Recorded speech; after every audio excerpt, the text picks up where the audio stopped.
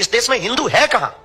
या तो ब्राह्मण है, या क्षत्रिय है, या वैश्य है, या गुर्जर है, या जाट है, या बर्मा है, या शर्मा है। अगर हिंदू होता तो भारत हिंदू राष्ट्र नहीं होता। अगर हिंदू होता तो भारत में हिंदुओं पर कोई उंगली उठाता। अगर हिंदू होता तो क्या श्रद्धा के 35 टुकड़े होते? हिंदू होता तो क्या कन्हैयालाल दर्जी का मर्डर राजस्थान में होता? हिंदू होता तो क्या पालघर में संत मारे जाते? हिंदू होता तो हिंदुओं की आस्था का प्रतीक रामायण को जलाया जाता। अगर हिंदू होता तो हिंदुओं के रहते हिंदुओं की पार्टियां हैं इस देश में गाय माता काटी जाती, बूचड़ खाने जलते। हिंदू होता तो क्या बांग्लादेशी हिंदुओं का दर्द नहीं दिखाई देता? क्या उन्हें वापस नहीं बुला लेता? आज इजराइल क्यों लड़ रहा है? क्योंकि वो अपनी कम्युनिटी को बचाना चाहता है, क्योंकि वो यहूदियों को बचाना चाहता है। और वो 8-8 लाख यहूदियों को एरोप्लेन से ला करके अपने देश में सुरक्षित रखता है। क्या इस देश में रहने वाली हिंदू बांग्लादेशी हिंदुओं को नहीं स्वीकार कर सकता? हिंदू है कहां? हमें तो आप पर भी आता है तरस के, आप हो भी कि नहीं? खुद पर तरस आता है कि हम हिंदू हैं कि नहीं। ये दर्द है हमारा। हम 150 करोड़ हिंदुओं की लड़ाई लड़ रहे हैं, अपनी लड़ाई नहीं है। हमें मिलता क्या है? हम कथा करें, बहुत अच्छा है। विवादों से मिलेगा क्या? 10 लोग गालियां देते, 20 लोग उल्टा सीधा बोलते, रोज हमारे नाम से 20 वीडियो डाले जाते, हमारे नाम से रोज मुहिम चलाई जाती, मारने की धमकियां दी जाती, हमारे परिवार का निकलना मुश्किल है, माता बाहर नहीं निकल सकती, तरह तरह के पत्थर फेंकते हैं लोग। हमने बिगाड़ा क्या है? ये यहां कोई चुनाव है या बीजेपी यहां खड़ी होने वाली?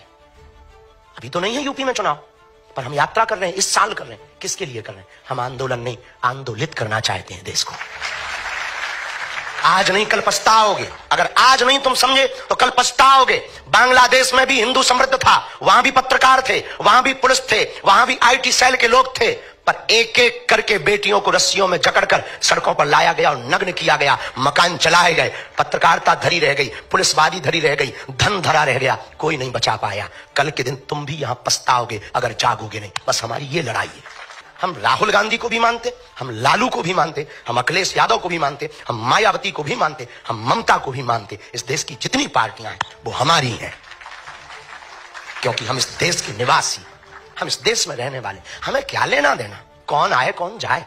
हमें लेना देना है इन बच्चियों के ऊपर कोई उंगली ना उठाए। बाकी निजी ठीक है, उनका कहना है। जो पंडित आपने बताए हैं कि कोई पंडित है, उनको एक बार हमें मिलवाइए, हम छीलेंगे तरीके से।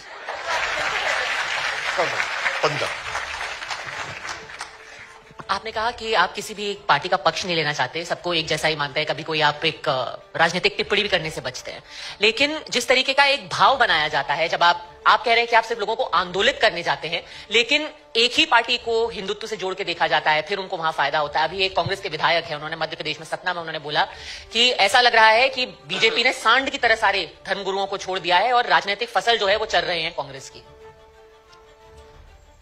अब उनकी बुद्धि का क्या कहा जाए। राजनेताओं पे हम बयान तो नहीं देते हैं, पर एक शब्द कह के हम फिर से, तुम अपने साड़ छोड़ दो।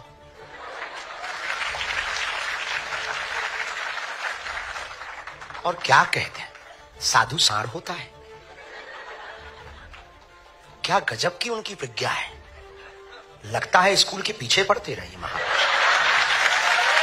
पंडित जी, जब आप ये कहते हैं कि ये जातियों का गुमान खत्म हो जाना चाहिए, आप उसके खिलाफ हैं, आप जातियों का गुमान ना करें, जाति व्यवस्था को मिटाने की बात इस वजह से आप करते हैं, लेकिन फिर कुछ लोग ये कहते हैं कि दरअसल जाति व्यवस्था मिटाने की बात इसलिए की जा रही है कि आरक्षण खत्म किया जाए। तो आरक्षण का क्या होगा फिर अगर जाति व्यवस्था खत्म? जब हम जातिवाद ही खत्म नहीं करना चाहते तो आरक्षण की बात ही नहीं उठती।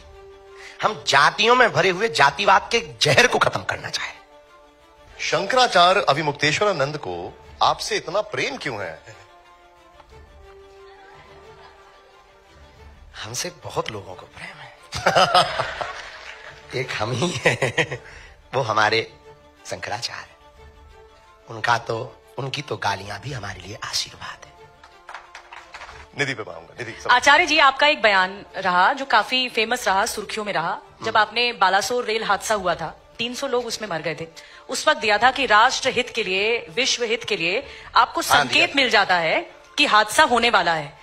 तो कुंभ में 6 जगहों पर भगदड़ मची, आपको संकेत अगर मिल गया था तो आप प्रशासन को आगाह कर देते। अभी म्यांमार और थाईलैंड में भूकंप आया। जी जी, तो अगर आपको संकेत था तो आगाह किया जा सकता था। हमने उस बयान को, ठीक है, लोगों ने इस प्रकार से भी देखा। हम आपको पहली बात ये बता दें, हम भगवान नहीं है, हम एक साधारण सनातन सिपाही, प्रारंभ में ही हमने आपको जवाब दिया। दूसरी बात, अपनी उस बात पर ही हम आपको एक बात जोड़ी जानी चाहिए जो पूरी बात लोगों तक नहीं पहुंची, उतनी ही के लिए पहुंची। जानना एक अलग विषय है, पलटना एक अलग विषय है। और कहीं पर भी देश में, कहीं विश्व में कुछ ना कुछ तो चल रहा है, ये तो तय है। हमारे पास ऐसी कोई शक्ति नहीं है कि वो हमें कान में बताते हो या सामने खड़े होकर। हमें तो इंट्यूशन मिलते हैं, अनुभव होते हैं, सांकेतिक अनुभव होते हैं। उन अनुभवों के आधार पर कोई जिज्ञासा रखता है, उनके उत्तर, जो गद्दी की हमारी परंपरा है दादा गुरुजी के समय की, हम उनको उत्तर दे देते हैं। तीसरी बात, ये जो घटनाएं हो रही, हम भविष्य नहीं बताते, ना हमने ये कभी घोषणा की। हम भविष्य बताते ही नहीं, इसलिए नहीं बताते कि भविष्य सिर्फ भगवान के हाथ में, ईश्वर के अलावा किसी के हाथ में नहीं। फिर आपने एक बात बोली कि ये देश में जो चल रहा है देश हित के लिए, कोई अगर प्रार्थना करे तो हम भी प्रार्थना कर सकते हैं।